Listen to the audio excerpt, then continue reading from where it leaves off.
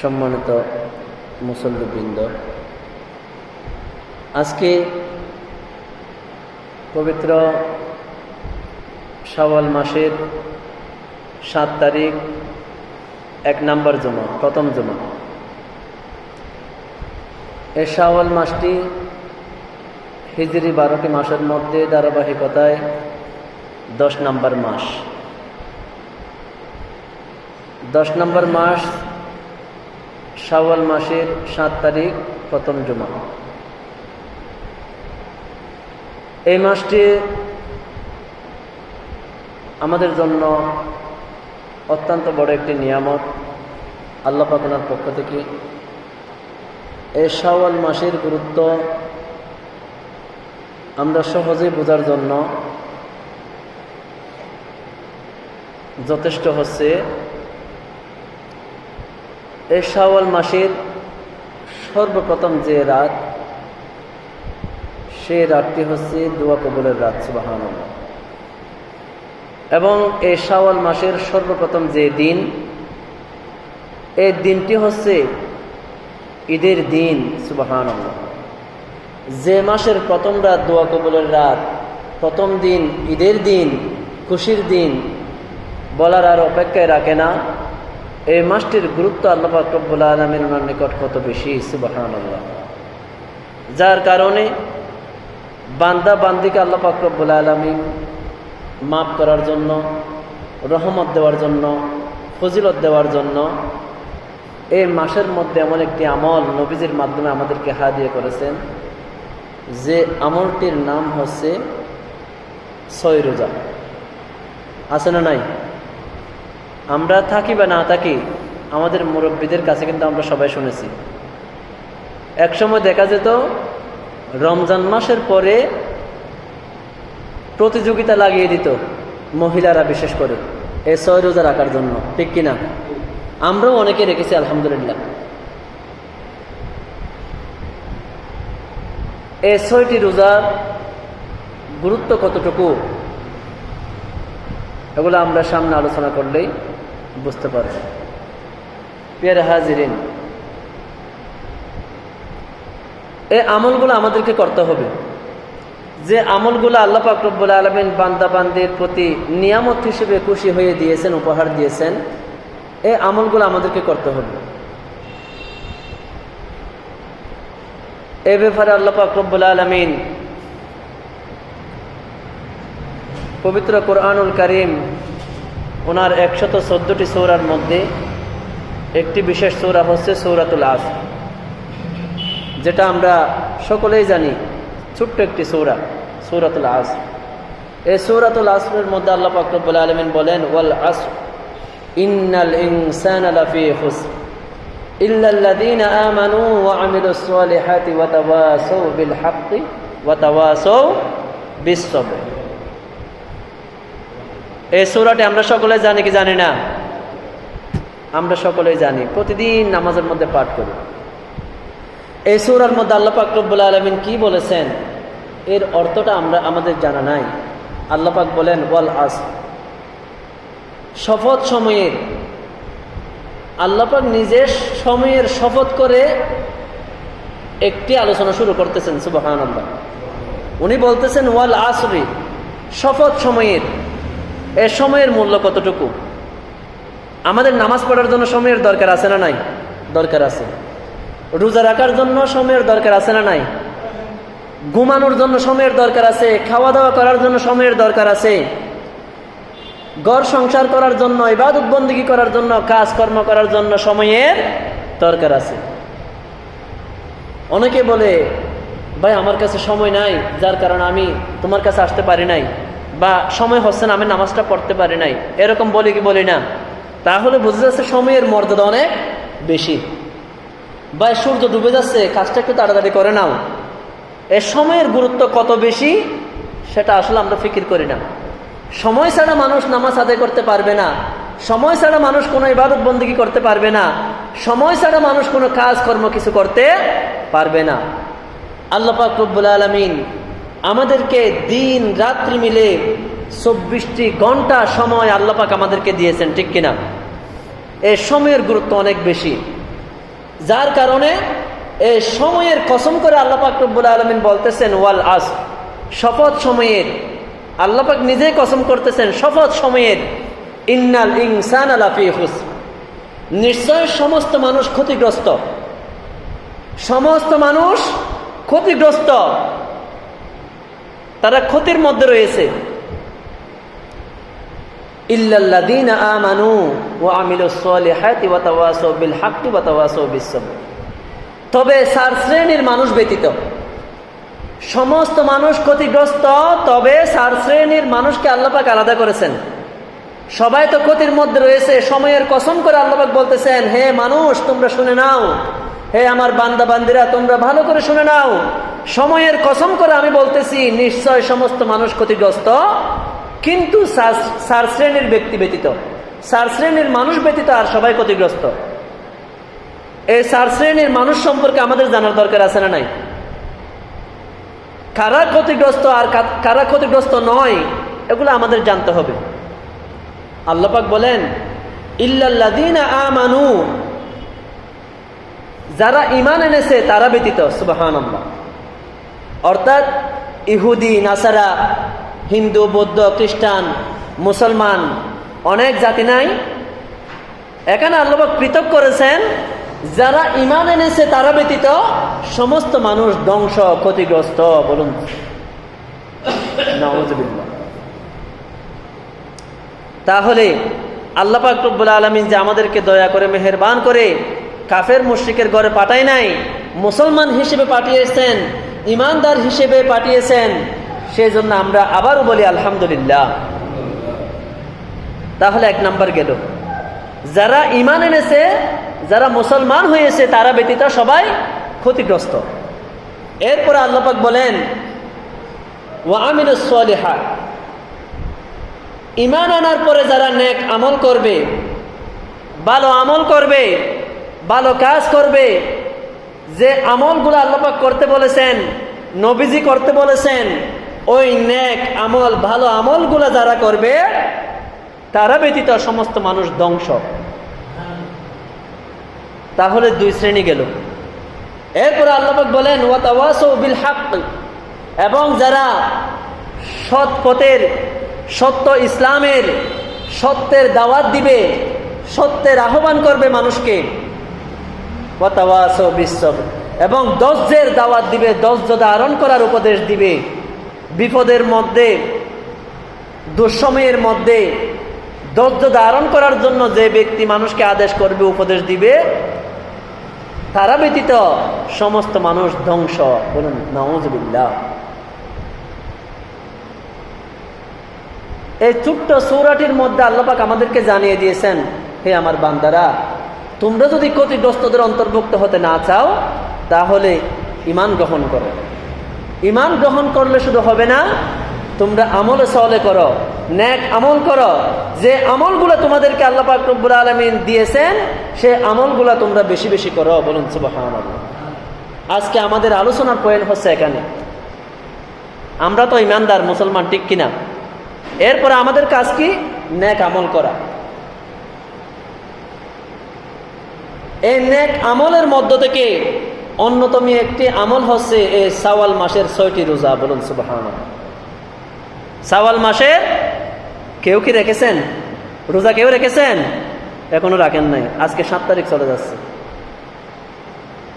এই শাওয়াল মাসের 6টি রোজা হাদিস শরীফের মধ্যে এসেছে, عن حضرة أبي أيوب الأنصاري رضي الله تعالى عنه عن رسول الله صلى الله عليه وسلم من صام رمضان ثم أتبعه 6 من شوال كان كصيام الدهر।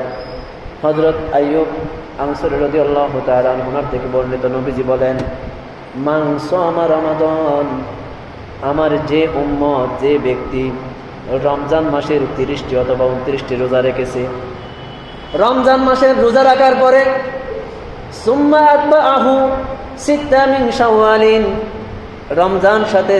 রমজানের পরে তার সাথে মিলিয়ে শাওয়াল মাসে 6টি রোজা রাখবে। কয়টি রোজা? শাওয়াল মাসে 6টি রোজা রাখবে। কানা কাসিয়ামিদ দাহর, আমার ওই উম্মত যেন শুধু 6টি রোজা রাখে নাই, সে যেন সারা বছর রোজা রেখেছে। বলুন সুবহানাল্লাহ। এই 6টি রোজার বিনিময় হিসেবে, মর্যাদা হিসেবে নবীজি ঘোষণা করেছেন, আমার কোন উম্মত যদি এই শাওয়াল মাসে 6টি রোজা রাখে, তাহলে তার আমল নামায় আল্লাহ পাক রব্বুল আলামিন কানা কাসিয়ামিদ দাহর, তাহলে তার আমল নামায় আল্লাহ পাক সারা বছর রোজা রাখার সওয়াব দান করবেন। সুবহানাল্লাহ।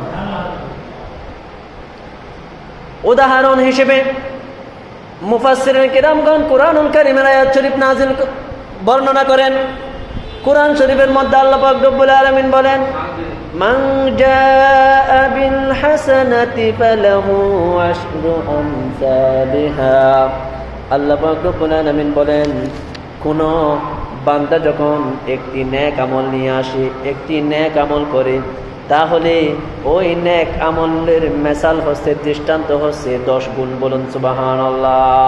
বান্দা বান্দি যখন একটি আমল করে, সে শুধু একটি আমল করে নাই, তার ওই একটি আমলের মূল্য আল্লাহ পাক রব্বুল আলামিন 10 গুণ বাড়িয়ে দিবেন। বলুন সুবহানাল্লাহ। ওয়ামান জাআ বিস-সাইয়্যাতি ফালা ইউজা ইল্লা মিথলাহা। আর আমার বান্দারা যখন একটি মন্দ কাজ নিয়ে আসে, একটি গুনার কাজ যখন আমার বান্দারা করে ফেলে নিয়ে আসে, তখন তার বদলা হচ্ছে একটি। বলুন সুবহানাল্লাহ। আমরা যখন একটি নেক কাজ করি, ভালো কাজ করি, তার মর্যাদা কত গুণ বেশি? 10 গুণ। কত গুণ? 10 গুণ। আর আমরা যখন কেউ একটি পাপ কাজ করি, তার বদলা আল্লাহ পাক শুধু একটাই দিবেন। একটা গুনার কাজ করলে একটা গুনায় লিখবেন। বলুন সুবহানাল্লাহ। দেখেন আল্লাহ পাক আমাদেরকে কত ভালোবাসেন। ওয়া হুম লা ইউযলামুন। আল্লাহ পাক রব্বুল আলামিন কারো প্রতি জুলুম করবেন না। বলুন সুবহানাল্লাহ। তুমি যাই করবে তাই পাবে বান্দা, আমি ঘোষণা করে দিলাম। তুমি যদি একটি নেক আমল করো, তোমার আমল নামায় 10 গুণ বৃদ্ধি করে দেওয়া হবে। এই জন্য মুফাসসিরিন কিরামগণ বলেছেন, মান সামা রমাদানা সুম্মা আতবাহু সিত্তা মিন শাওয়ালিন কানা কাসিয়ামিদ দাহর। নবীজি বলেন, আমার কোন উম্মত যদি রমজান মাসের রোজা রাখার পরে এই শাওয়াল মাসে 6টি রোজা রাখে, তাহলে সে যেন সারা বছর রোজা রেখেছে। বলুন সুবহানাল্লাহ। এই হাদিস শরীফের ব্যাখ্যায় মুফাসসিরিন কিরামগণ বলেন, সারা বছর রোজা রাখা মানে একজন ব্যক্তি রমজান মাসে 30টি রোজা রাখলো, তাহলে 3 × 10 = 30, 300টি রোজা রাখার সওয়াব আল্লাহ পাক তার আমলনামায় দিয়েছেন কি দেয় নাই? দিয়েছেন। এরপরে কেউ যদি শাওয়াল মাসের 6টি রোজা রাখে, 6 × 10 = 60, 360 দিন, বছরে 365 দিন, 5 দিন রোজা রাখা নিষেধ। 5 দিন রোজা রাখা নাকি নিষেধ। তাহলে আর 360 দিন আপনি রমজান মাসের 30টি রোজা এবং শাওয়াল মাসের 6টি রোজা যদি রাখেন, এই 36টি রোজার বিনিময়ে 10 গুণ বাড়িয়ে 360 দিন রোজা রাখার সওয়াব আল্লাহ পাক আপনার আমলনামায় দিবেন। বলুন সুবহানাল্লাহ। এটাই নবীজি বলেন, কানা কাসিয়ামিদ দাহর, সে যেন সারা বছর রোজা রেখেছেন। বলুন সুবহানাল্লাহ। তাহলে শাওয়াল মাসের রোজা রাখার দরকার আছে না নাই? দরকার আছে। আসলে এই রোজাগুলো সবাই রাখতে পারবে না। কারা রাখতে পারবে জানেন? যাদের রমজান মাসের 30টি রোজা আল্লাহর দরবারে কবুল হয়েছে। আপনি আপনার জোহরের নামাজ যদি কবুল হয়, এটার লক্ষণ কি? কিভাবে কবুল হয়েছে আপনি জানেন? আপনি যদি আসরের নামাজ পড়ার তৌফিক পান, আল্লাহ পাক যদি আপনাকে তৌফিক দেন আসরের নামাজ পড়ার, তাহলে আপনি বুঝে নেবেন আল্লাহ পাক আপনার জোহরের নামাজ কবুল করেছেন। সুবহানাল্লাহ। কারণ একজন বান্দার নেক কাজ যখন আল্লাহ পাক কবুল করেন, তাকে পরবর্তী আরেকটি নেক কাজ করার জন্য আল্লাহ পাক সুযোগ দেন। সুবহানাল্লাহ। আর বান্দার আমল যখন আল্লাহ পাক কবুল করে না, এর পরবর্তী আমলটা করার জন্য বান্দা তৌফিক পায় না, সুযোগ পায় না। তাহলে বোঝা যাচ্ছে যে ব্যক্তি শাওয়াল মাসের 6টি রোজা রাখতে পারবে, তার দ্বারা বোঝা যাবে তার রমজান মাসের 30টি রোজা আল্লাহ পাক কবুল করেছেন। সুবহানাল্লাহ। খেয়াল করুন, এই রোজাগুলো রাখার চেষ্টা করুন। আল্লাহ পাক রব্বুল আলামিন আমাদের সবাইকে এই মাসে 6টি রোজা রাখার তৌফিক দান করুন। সকলে বলুন আমিন। এই আমলগুলো আমাদেরকে নির্ভেজাল ভাবে করতে হবে, ইখলাসের সহিত করতে হবে। যে প্রসঙ্গে আল্লাহ পাক রব্বুল আলামিন বলেন, ওয়ামা উমিরু ইল্লা লিয়াবুদুল্লাহ মুখলিসিনা লাহুদ্দিন। আমি তোমাদেরকে এই আদেশ দিচ্ছি, এই নির্দেশ দিচ্ছি যে তোমরা শুধুমাত্র আল্লাহর সন্তুষ্টির জন্য ইখলাসের সহিত তোমরা ইবাদত বন্দেগী করবে। বলুন সুবহানাল্লাহ। এই আমলগুলো আমরা কার জন্য করব? আল্লাহর জন্য। আমাদের আমলের মধ্যে ইখলাস থাকতে হবে। যার কারণে একদিন হযরত জিবরিল আলাইহিস সালাম উনি নবীজির কাছে এসে বললেন, আখবিরনি আনিল ইহসান।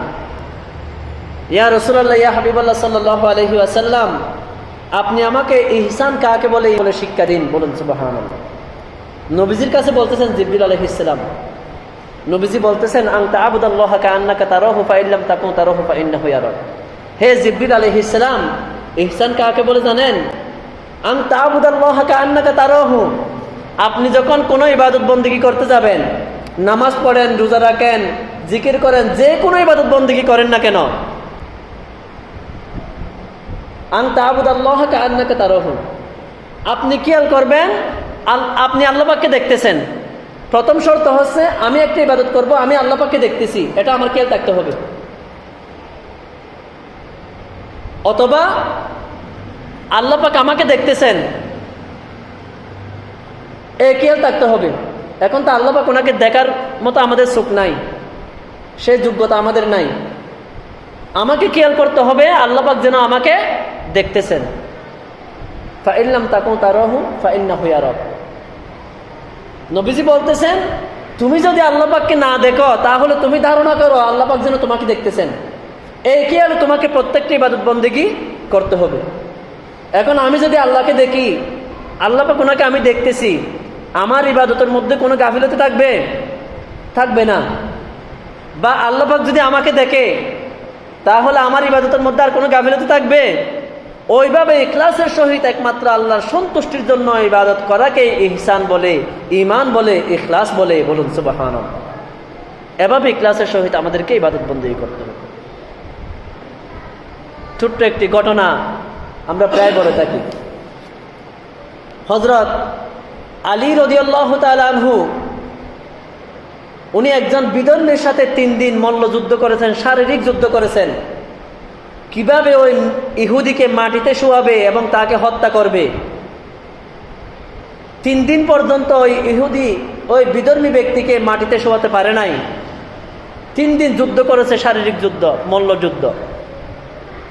এরপরে অনেক কষ্ট করে 3 দিন পরে ওই বিধর্মী লোকটাকে, ইহুদিকে মাটিতে শোয়ালো।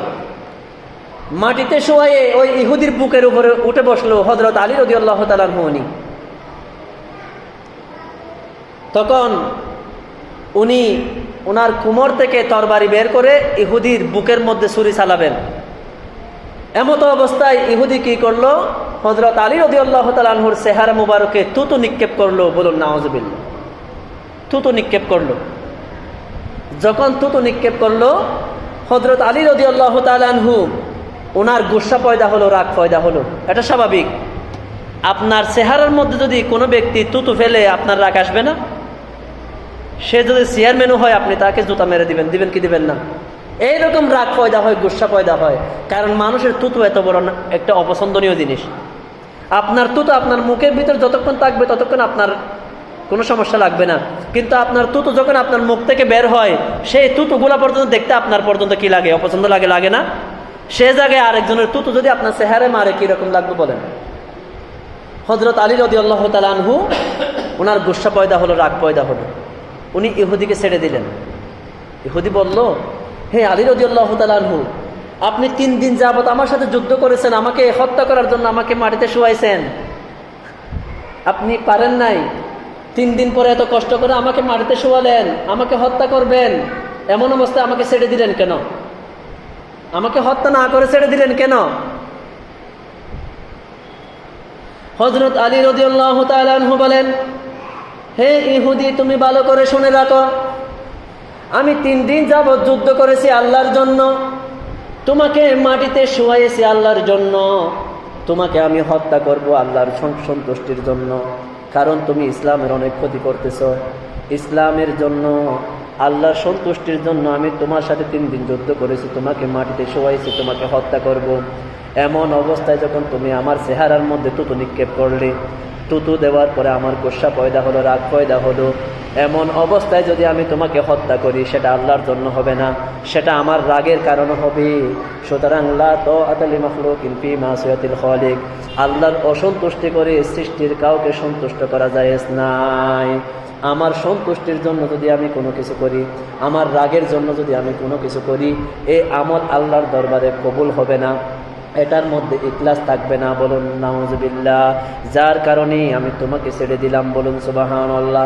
ইহুদি ব্যক্তি বলল, ইখলাস যদি এত সুন্দর হয়, ইসলাম যদি এত সুন্দর হয়, আপনি আমাকে এখনই পাঠিয়ে দিন কালিমায়ে তাইয়্যিবা লা ইলাহা ইল্লাল্লাহু মুহাম্মাদুর রাসূলুল্লাহ সাল্লাল্লাহু আলাইহি ওয়াসাল্লাম পাঠ করে ইহুদি ব্যক্তিটা মুসলমান হয়ে গেল। বলুন সুবহানাল্লাহ। হযরত আলী রাদিয়াল্লাহু তাআলা আনহু 3 দিন যাবত যুদ্ধ করার পরে যে ইহুদিকে মুসলমান বানাতে পারে নাই, সে ইহুদিকে একটি মাত্র আদর্শ দিয়ে ইখলাসের সহিত একটা আমল দেখিয়ে ওই ইহুদিকে মুসলমান বানালেন। বলুন সুবহানাল্লাহ। এটাকেই বলে ইখলাস।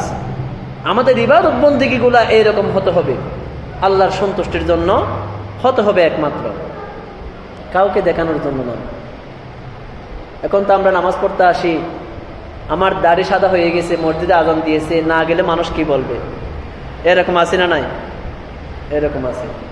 দেখবেন না অনেক মুসল্লি আছে, বিশেষ করে মাগরিবের সময় বোঝা যায়। মাগরিবের আজানের পর সময় তো বেশি থাকে না, জামাতের সময় 2-3 মিনিট অপেক্ষা করে ইমাম সাহেব জামাত করার জন্য। অনেক মুসল্লিরা আসে, দেখবেন একেবারে আজান শেষ হয়ে গেছে, আস্তে আস্তে আসে সে কি করার জন্য? ওযু করার জন্য। এমন অবস্থায় আসলে সে জামাতটা পাবে? তাকবীরওয়ালা পাবে না। তার কিন্তু আসতে মন চাচ্ছে না নামাজে। তার উচিত ছিল মাগরিবের সময় তো, জামাতের সময় তো বেশি থাকে না, আজান দেওয়ার আগে মসজিদে গিয়ে বসে থাকা, বা আজান যখন শুরু হয়েছে তাড়াতাড়ি আসা। এইরকম আমরা অলস হয়ে গেছি। দেখবেন না জুমার দিন নামাজ যখন শেষ হয়ে যায়, মোনাজাত যখন শেষ হয়ে যায়, কার আগে কে ধাক্কা ধাক্কি দিয়ে বের হবে, যেমন এখানে থাকলে তার গায়ে বোমা পড়বে, নাউজুবিল্লাহ। তার 4 রাকাত বাদের জমা পড়ার সুযোগ হয় না, তার 2 রাকাত সুন্নতে মুআক্কাদা পড়ার সুযোগ হয় না। এই 6 রাকাত নামাজ পড়া কিন্তু আমার জন্য সুন্নতে মুআক্কাদা না পড়লে কিন্তু কবিরা গুনাহ হবে। মসজিদে এসে আমরা গুনার কাজ করতেছি কেন? নামাজের প্রতি আমরা উদাসীন। আল্লাহ পাক বলেন, ফাওয়াইলুল লিল মুসাল্লিন, ওই সমস্ত নামাজীদের জন্য জাহান্নাম। কারা? আল্লাযীনা হুম আন সালাতিহিম সাহুন, তারা তাদের নামাজের প্রতি গাফেল ছিল, উদাসীন ছিল। তারা রুকু সিজদার মধ্যে গাফেলতি করত, নামাজে দাঁড়িয়ে এদিক ওদিক দেখে। এরকম আছে না নাই? নামাজে দাঁড়িয়ে ওদিক ওদিক দেখে, এদিকে দেখে কে আছে সামনে, কে কি করতেছে, ওইরকম দেখে আছে না নাই? অনেক বড় বড় হুজুররাও করে ওগুলা। কোন রকম রুকু থেকে সুবহানা রাব্বিয়াল আযীম বলে, সামি আল্লাহু লিমান হামিদা বলে, সোজা করে দাঁড়ায় না, দাঁড়ানোর আগে সে সিজদায় চলে যায়। 2 সিজদার মাঝখানে একটু সোজা হয়ে বসে না, বসার সুযোগ হয় না, অলসতা করে। এগুলাকে বলা হয় নামাজসুর। এদের জন্য বলা হচ্ছে ওয়াইজ যুজক, তারা জাহান্নামে যাবে। বলুন নাউজুবিল্লাহ। তারা তাদের নামাজ সম্পর্কে গাফেল। ইখলাস নাই মনের মধ্যে, কলসিয়ত নাই, আল্লাহর সন্তুষ্টি নাই। আল্লাহ পাক যে আমাকে দেখতেছেন, আমি যে আল্লাহ পাককে দেখতেছি, এইরকম একটা ভাব, মনোভাব আমার মধ্যে নাই। লোক দেখানো মনোভাব আমার মধ্যে চলে আসলো। এইরকম ইবাদত বন্দেগী দিয়ে কখনো আমরা নাজাত পাবো না, আমাদের পরিবর্তন আসবে না। এত করে বলি, দেখেন না আপনারা, কত করে বলি, অন্তত এই জুমার দিন 6 রাকাত নামাজটা পড়ে যাবে। একটা যুবক ছেলে তো বসেই না, নামাজ তো পড়ে না। আমাদের অনেক মুরব্বীরা পর্যন্ত তাদের সাথে সাথে চলে যায়। এই জুমার দিন 5 মিনিট আল্লাহকে বেশি ডাকলে আপনার সময় কি সব শেষ হয়ে যাবে? রিজিকের মালিক তো আল্লাহ পাক। ওয়া মান ইয়ারযুকু মান তাশাউ বিগাইরি হিসাব, আল্লাহ পাক যাকে ইচ্ছা বেহিসাব রিজিক দান করেন। আপনি এভাবে ঠেলাঠেলি দিয়ে বের হয়ে যায়, দেখেন না প্রতিদিন জুমার সময় এই 6 রাকাত নামাজ অবশ্যই পড়বেন। না হলে নামাজ পড়তে আসার কোনো দরকার নেই। এগুলো আসলে বলতে হচ্ছে। আবার কতগুলো মুসল্লি আসে দেখেন, নামাজ পড়তে আসে, মুসলমান হিসেবে একটা টুপি সবসময় আমার মাথা রাখা কিন্তু উচিত ছিল। মাথায় রাখতে না পারে অন্তত একটা টুপি পকেটে রাখেন, পকেটে সিগারেটের প্যাকেট রাখতে পারেন, আফসোস, কিন্তু একটা টুপি রাখতে পারেন না। আপনাকে মুসলমান বলা হবে সিগারেটের প্যাকেট দেখে নয়, আপনাকে মুসলমান বলা হবে একটা টুপি দেখে। আজেবাজে সব কিছু রাখতে পারেন, কিন্তু একটা টুপি আমি আমার সাথে রাখতে পারি না। ওই মসজিদে প্লাস্টিকের টুপিগুলো দেওয়া আছে, অনেকে দিয়েছে, কোনো রকম সেখান থেকে গিয়ে আমরা কি টুপিটা মাথায় দিয়ে নামাজটা পড়বো, নামাজ পড়ার পরে টুপিটা সুন্দর করে রাখার পর্যন্ত আমাদের সুযোগ হয় না। এভাবে দেখিয়েন, আমি অনেক দেখেছি, এটা আমার প্র্যাকটিক্যাল দেখা কথা বলতেছি। এরকম মাথা থেকে টুপিটা নিয়ে নামাজ পড়া শেষ, টুপিটা নিয়ে এরকম মনে হয় যেন একটা মাটির ডিলা নিচে ফেলে দিচ্ছে, এরকম কোনো আদব কায়দা নাই। এইরকম বেয়াদব হয়ে যাওয়ার কারণে আজকে আমাদের মধ্য থেকে আল্লাহর রহমত উঠে গেছে, নাউযুবিল্লাহ। এই সমস্ত মুসল্লির কোনো দাম দরকার নেই আল্লাহ পাকের।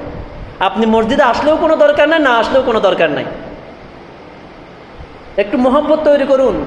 একটা টুপি নবীজির সুন্নত, এই টুপিটা আমি আমার সাথে রাখবো, নামাজ পড়তে নিয়ে আসবো। এই জন্য আমি কি করেছি জানেন, আমার মসজিদ থেকে এইরকম 20-30টা টুপি আছে মসজিদে, আমি সমস্ত টুপিগুলা বাস করে রেখে দিয়েছি। ঈদের পরে রাগ করে বাস করে রেখে দিয়েছি, জুটিটা খালি। মুসল্লিরা আসছে, বলতেছে হুজুর এখানে টুপি কেমন? বলতেছি টুপি এগুলো আছে বিদায় আপনারা বাড়ি থেকে টুপি আনেন না, এগুলো যদি এখানে না থাকতো তাহলে টুপি নিয়ে আসতেন। এরকম 2-3 দিন যখন এভাবে করেছি, তখন আস্তে আস্তে টুপি নিয়ে আসে, আবার ওই টুপিগুলো রাখলাম। যদি ভুল করে কেউ টুপি ছাড়া আসে, ওখান থেকে যেন পড়তে পারে, এরকম শিক্ষা দিতে হবে, মাঝে মধ্যে বোঝাতে হবে ইমাম সাহেবদেরকে। টুপিগুলো বাস করে রেখে দিবেন, এগুলো আছে সেজন্য তারা টুপি নিয়ে আসে না। মোহব্বত থাকতে হবে আপনার ইবাদতের প্রতি, আমলের প্রতি, ইখলাস থাকতে হবে। আখলিস দীনাকা ইয়াকফিকা আমালুল কলিল, ইখলাসের সহিত যদি খালিসভাবে যদি আপনি আল্লাহ সন্তুষ্টির জন্য অল্প আমলও করেন, সেই আমলটা আপনার নাজাতের জন্য যথেষ্ট হবে। বলুন সুবহানাল্লাহ। আপনার সমস্ত সিজদাগুলো কবুল হওয়ার দরকার নাই। আপনি যত সিজদা দিয়েছেন সেখান থেকে একটা সিজদা যদি আল্লাহ পাক কবুল করেন, তাহলে আপনার নাজাতের ব্যবস্থা হবে। বলুন সুবহানাল্লাহ। ইখলাস পয়দা করুন ইবাদতের মধ্যে। প্রিয় হাজিরিন, কুরআন শরীফের মধ্যে আল্লাহ পাক রব্বুল আলামিন বলেন, ওয়া ইন্না লাকুম ফিল আনআমি লাইবরা, ও আমার বান্দারা, গবাদি পশুর মধ্যে তোমাদের জন্য ইবরত নসিহত রয়েছে। বলুন সুবহানাল্লাহ। আমরা যে পশু পাখিগুলা পালি না, গৃহপালিত পশু, গরু, ছাগল, ভেড়া, এগুলোর মধ্যে আমাদের জন্য নসিহত রয়েছে। আল্লাহ পাক বলতেছেন, কি রকম নসিহত? নুসকিকুম মিম্মা ফি বুতুনিহি মিন বাইনি ফারশিন ওয়া দামিন লাবানান খালিসা সাইগাল লিশারিবিন। এই তোমাদের গবাদি পশুর পেট থেকে, গবাদি পশুর পেটের মধ্যে যে গোবর এবং রক্ত রয়েছে, এই গোবর এবং রক্তের মাঝখান থেকে আমি তোমাদের জন্য দুধ বের করি। বলুন সুবহানাল্লাহ। যেটা সুস্বাদু একটি প্রিয় খাবার। বলুন সুবহানাল্লাহ। নির্ভেজাল দুধ তোমাদের গরুর, মহিষ, উট, যে গৃহপালিত পশুগুলো রয়েছে, ওই গৃহপালিত পশুর পেটের ভিতরের গোবর এবং রক্তের মাঝখান থেকে ছেঁকে ছেঁকে আমি তোমার জন্য নির্ভেজাল দুধ বের করি। বলুন সুবহানাল্লাহ। ওই দুধের মধ্যে যদি 1 ফোঁটা গোবর আসতো বা 1 ফোঁটা রক্ত আসতো, আমরা কি কেউ এই দুধ খেতাম না। এখানে আমরা হাজারো চেষ্টা করে রক্ত এবং গোবরের মাঝখান থেকে কি আমরা দুধ বের করতে পারবো না। আল্লাহ পাক আমাদেরকে সুস্বাদু খাবার খাওয়ানোর জন্য এই বিশুদ্ধ দুধ আল্লাহ পাক গোবর এবং রক্তের মাঝখান থেকে আমাদের জন্য ছেঁকে ছেঁকে নির্ভেজাল পরিশুদ্ধ পরিষ্কার দুধ আল্লাহ পাক আমাদের জন্য বের করেছেন। বলুন সুবহানাল্লাহ। এটা আল্লাহ পাক আমাদেরকে শিক্ষা দিয়েছেন, বান্দা, এই রকম আমি যেমন নির্ভেজাল দুধ গোবর এবং রক্তের মাঝখান থেকে নির্ভেজাল দুধ বের করে তোমাদেরকে পান করাচ্ছি, তোমরাও তোমাদের ইবাদত বন্দেগীগুলো এভাবে নির্ভেজাল খালিস ভাবে ইখলাসের সহিত তোমরা ইবাদত বন্দেগী করো, তাহলে সেই ইবাদত আমি আল্লাহর নিকট পছন্দের হবে, কবুল হবে। বলুন সুবহানাল্লাহ। এইরকম নির্ভেজাল ভাবে আমাদেরকে ইবাদত বন্দেগী করতে হবে। যার কারণে হাদিস শরীফের মধ্যে নবীজি বলেন, লা ইয়ানজুরু ইলা সুওয়ারিকুম ওয়া আমওয়ালিকুম ওয়ালাকিন ইয়ানজুরু ইলা কুলুবিকুম। আল্লাহ পাক রব্বুল আলামিন বান্দা বান্দির সিরত সুরত দেখে না, কে কতটুকু দান করতেছি, কত বেশি ইবাদত করতেছি, কে কেমন সুন্দর সেটা আল্লাহ পাক দেখে না। ওয়ালাকিন ইয়ানজুরু ইলা কুলুবিকুম, আল্লাহ পাক রব্বুল আলামিন মানুষের কলবটা দেখে থাকেন, মানুষের অন্তরটা দেখে থাকেন, তার অন্তরের মধ্যে কি রয়েছে। একজন ব্যক্তি নামাজ পড়তেছে, সে কি আল্লাহকে সন্তুষ্টি করার জন্য পড়তেছে নাকি মানুষকে দেখানোর জন্য পড়তেছে? একজন ব্যক্তি রোজা রেখেছে, সে কি আল্লাহকে সন্তুষ্টি করার জন্য রেখেছে নাকি মানুষকে দেখানোর জন্য রেখেছে? সেই কলবটা, সেই অন্তরটা আল্লাহ পাক রব্বুল আলামিন দেখেন। বলুন সুবহানাল্লাহ। এই কলবটাই দেখবেন আপনার কলবের মধ্যে কি রয়েছে। এই জন্য আমাদের সমস্ত ইবাদত বন্দেগীগুলা একমাত্র আল্লাহর সন্তুষ্টির জন্য ইখলাসের সহিত হতে হবে।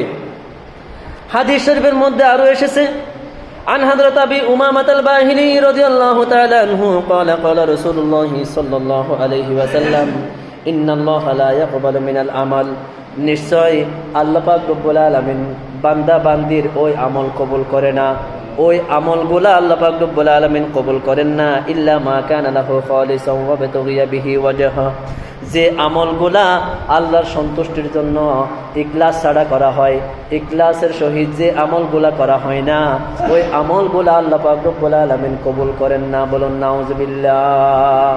আপনার কোনো আমল আল্লাহ পাক কবুল করবে না। যে কোনো ইবাদত বন্দেগী করতে যাবেন না কেন, ব্যবসা বাণিজ্য করেন, সেখানেও আপনার ইখলাস থাকতে হবে, আল্লাহর সন্তুষ্টি থাকতে হবে। যে কোনো ইবাদত বন্দেগী করেন না কেন, আপনার প্রত্যেকটা ইবাদত বন্দেগীর মধ্যে ইখলাস থাকতে হবে। ইখলাস ছাড়া কোনো ইবাদত আল্লাহ পাক ওনার দরবারে কবুল হবে না। প্রিয় হাজিরিন, আজকে আমরা অনেক বড় বড় নেক কাজ করি, এই নেক কাজগুলার মাধ্যমে আমরা কোনো ফায়দা হাসিল করতে পারি না, কোনো উপকার পাই না। কেন জানেন? আমাদের ইবাদতের মধ্যে ইখলাস থাকে না, রিয়া থাকে। ইখলাসের বিপরীত হচ্ছে রিয়া। রিয়া শব্দের অর্থ হচ্ছে লোক দেখানো মনোভাব। রিয়া শব্দের অর্থ কি? লোক দেখানো মনোভাব। এই লোক দেখানো মনোভাব থাকার কারণে আমাদের ইবাদত বন্দেগীর মাধ্যমে আমরা ফায়দা হাসিল করতে পারি না, আল্লাহর সন্তুষ্টি লাভ করতে পারি না। বলুন নাউজুবিল্লাহ। আমাদের ইবাদত বন্দেগীর মধ্যে ইখলাস পয়দা করতে হবে। সেটাই আল্লাহ পাক রব্বুল আলামিন বলেন, ওয়ামা উমিরু ইল্লা লিয়াবুদুল্লাহ মুখলিসিনা লাহুদ্দিন।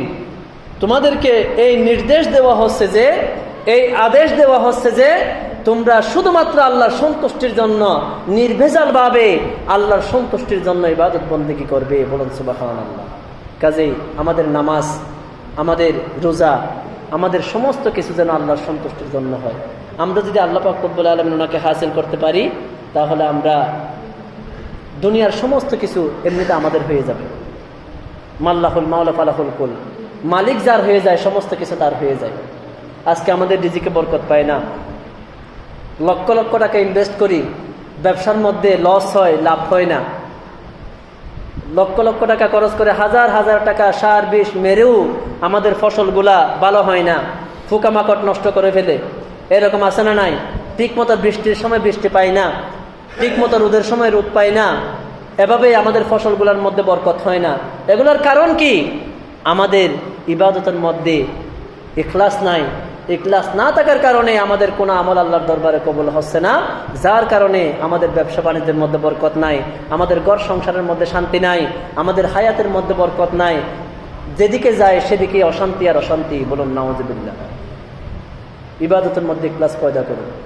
বিশেষ করে যেটা বলতেছিলাম, এই মাসের 6টি রোজা অবশ্যই রাখবেন।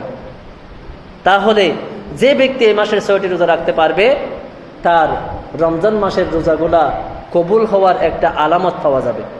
কারণ একটা আমল যদি কবুল হয়, তাহলে আল্লাহ পাক তাকে পরবর্তী একটা আমল করার জন্য তৌফিক দান করেন। সুবহানাল্লাহ। এই 6টি রোজা রাখবেন। তাহলে নবীজি বলেন, মান সামা রমাদানা সুম্মা আতবাহু সিত্তা মিন শাওয়ালিন কানা কাসিয়ামিদ দাহর। যে ব্যক্তি রমজান মাসের 30টি রোজা রাখার পরে, রমজান মাসের রোজা রাখার পরে শাওয়াল মাসে যে ব্যক্তি 6টি রোজা রাখবে, সে শুধু 6টি রোজা রাখে নাই, সে যেন সারা বছর রোজা রেখেছেন। সুবহানাল্লাহ। এই নিয়ামতগুলো আল্লাহ পাক আমাদেরকে দিয়েছেন, এগুলো আমাদেরকে গ্রহণ করতে হবে। আল্লাহ পাক রব্বুল আলামিন আমাদের সবাইকে 6টি রোজা রাখার তৌফিক দান করুন। সকলে বলুন আমিন।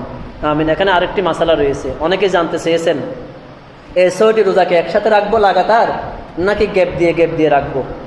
আমাদের সমাজে একটা নিয়ম হয়ে গেছে, এগুলো নাকি গ্যাপ দিয়ে রাখতে হয়। একটা থাকবো গ্যাপ দেবো, বা দুইটা থাকবো গ্যাপ দেবো, আর দুইটা থাকবো, এভাবে নাকি 6টা রাখতে হয়। আসলে এগুলো হচ্ছে একেবারে মিথ্যে কথা।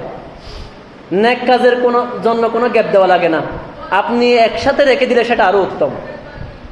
তবে কেউ যদি অসুস্থতার কারণে একসাথে রাখতে না পারে, তার মনে যেন এটা না আসে আমি আর রাখবো না, আমি তো একসাথে রাখতে পারতেছি না 6টা, আর রাখবো না, এই অনীহা যেন না আসে, সেই জন্য তাকে সুযোগ দেওয়া হয়েছে।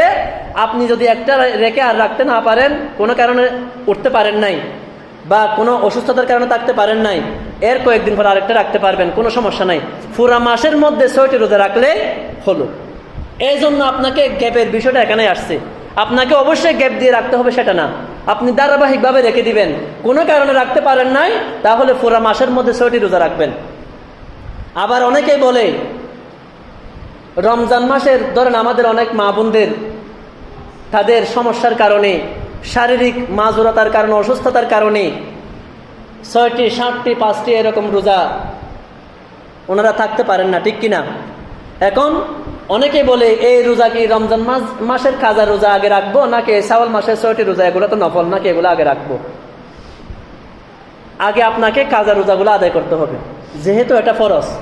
ফরজের কাজা আদায় করাও ফরজ, ফরজের কাজা আদায় করা কি ফরজ, এগুলো আপনার জন্য ফরজ। না রাখলে আপনি গুনাহগার হবেন। কিন্তু শাওয়াল মাসের রোজা যদি আপনি না রাখতে পারেন কোনো কারণে, তাহলে আপনার গুনাহ হবে না, রাখলে ফজিলত পাবেন। সেজন্য আগে রমজান মাসের কাজা রোজাগুলো আদায় করবেন, কাজা রোজা আদায় করার পরে শাওয়াল মাসের রোজা রাখবেন। আর যদি কোনো কারণে আপনি কাজা রোজা আদায় করতে পারেন না, দেখা যাচ্ছে সময় চলে যাচ্ছে মাস, তাহলে আপনি নফল রোজা রাখতে পারবেন। এই অপশনটা আপনাকে দেওয়া হয়েছে। কিন্তু উত্তম হচ্ছে আগে রমজান মাসের কাজা রোজা আদায় করা, এরপরে 6টি রোজা রাখা। আল্লাহ পাক রব্বুল আলামিন আমাদের সবাইকে এই শাওয়াল মাসের 6টি রোজা রাখার তৌফিক দান করুন, সকলে বলুন আমিন।